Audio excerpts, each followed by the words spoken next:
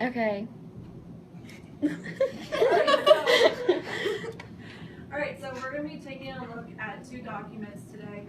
The way that this is going to work is we're going to be looking at the parts in italics for both sides. So over here you have Paul the Salutary, the Magnificence of the Hagia Sophia.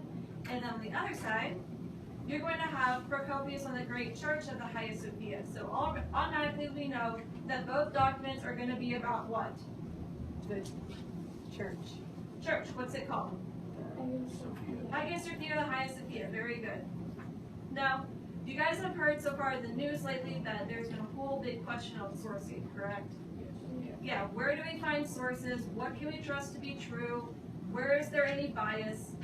All of this stuff comes right on back to understanding how to read historical documents. So this is actually a really good foundational thing. All right? So really quickly, do any of you know who Paul the Salutary is? No, we haven't talked about him, and that's okay. I wanted to bring him up into this.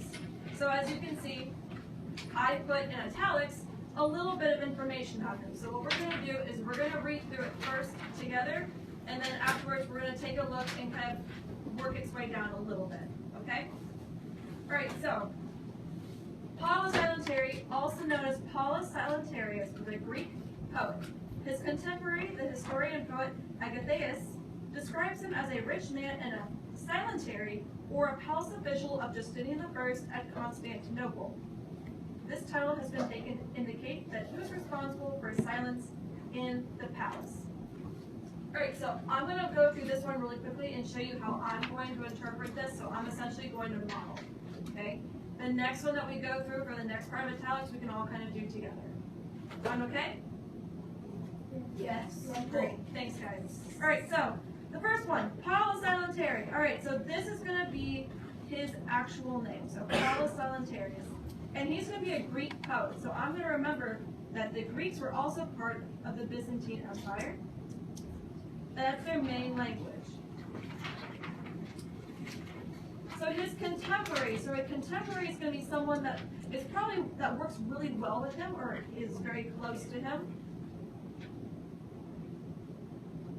He probably knows him very well, and so he's been described as a rich man, so he has a good job. He probably has some type of status. And is a salutary or palace official of Justinian I at Constantinople. So this right here is already going to tell me that he probably likes Justinian because he's working for him. He is directly working for Justinian. So like if I'm thinking about it this way, if I was reading something about Julius Caesar from Rome, and let's say we're going to read a document about him, and let's say someone didn't like him, he'd probably get killed. That's probably what will end up happening. Let's see, years are past. Okay. He'd probably end up being killed. So you probably will want to write good things about whoever you're working for. Okay. Typically a very understandable thing. So this title, the title is going to be this. Ready? His title is going to be that he's a silentary. Good, here's his title. And his title has been taken to indicate that he was responsible for the silence in the palace. So anyone who would be coming to visit them in the palace would end up having to go through him, and he's the one basically saying, shh. Do you all understand how I kind of got an understanding or a little bit more in depth in terms of Paul the Salutary? Yeah. Awesome. Really quickly, who built the Hagia Sophia? Justinian. Justinian. Yeah, very good. So Justinian. Justinian I is going to be the one that's going to construct it. Very good. All right. Go to the next one for Procopius.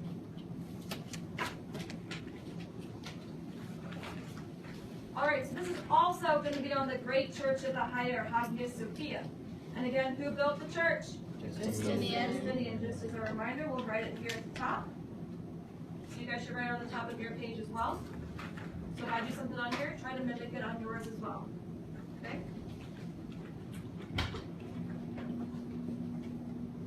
right, so Procopius, so circa 490 or 510, roughly there, until the 560s. So Procopius is the most important source for information about the reign of the Emperor Justinian. He wrote a number of official histories, including the buildings and on the wars. He also left a secret history, or anecdota, which was a massive attack of the character of Justinian and his wife Theodora. Parts were so vitriolic, not to say pornographic, that for some time translations from Greek were only available in the Latin, the decent obscurity of an ancient tongue. Alright, so already, what kind of bias do you think we might see in here? Do you think Procopius will have a positive or negative view on Justinian? Who said it? Negative, very good. It's going to be a negative viewpoint.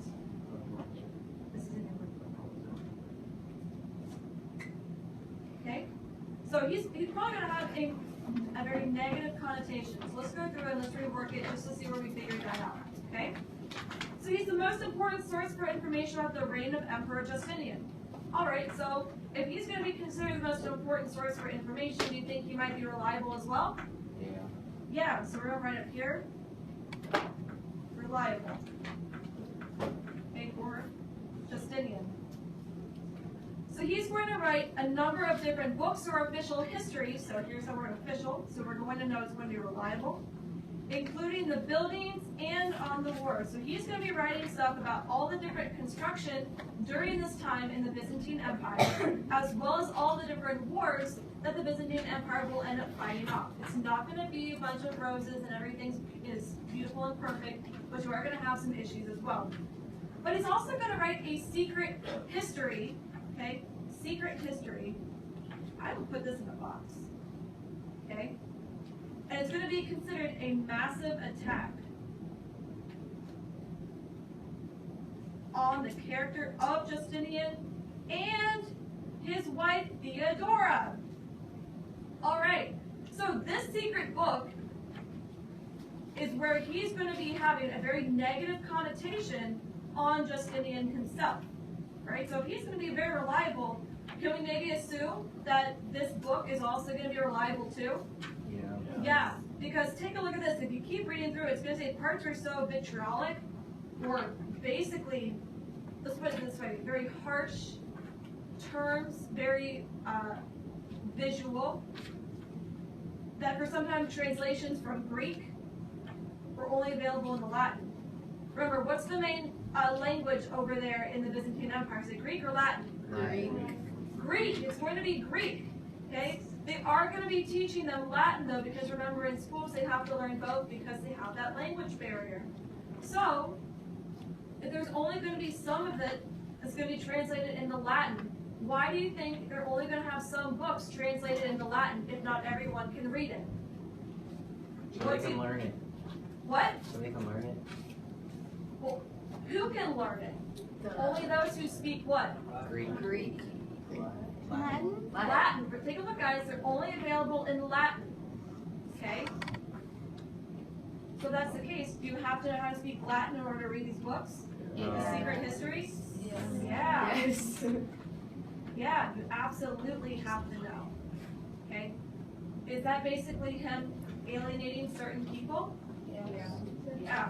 So he only wants to use certain people to know how to read this secret history. So already, this is going to show you that there might be some shady information about Justinian out there, but you have to find out. So do you kind of see how you can figure out the source through here, and whether or not there's going to be a bias in what you have to read? Do you kind of see that? Yeah. Cool. Cool. Alright, so here's how I would like you guys to do this. I'm going to be grouping you guys off in ones and twos. If you're a 1, you're going to read Paul the Silentiary. If you're a 2, you read Procopius. Okay, when you flip over the page, you're going to see the compare and contrast on the back side. So if you are Paul, if you're number 1, you're going to read all the stuff in this part right here. If you're going to answer these questions for Paul. If you're a 2, you answer it for Procopius. When you're finished, find someone who has the opposite number from you, and you're going to exchange information and answers. Okay? When you're done, please make sure that you read this down here and just give me a quick little explanation. Okay? Alright guys,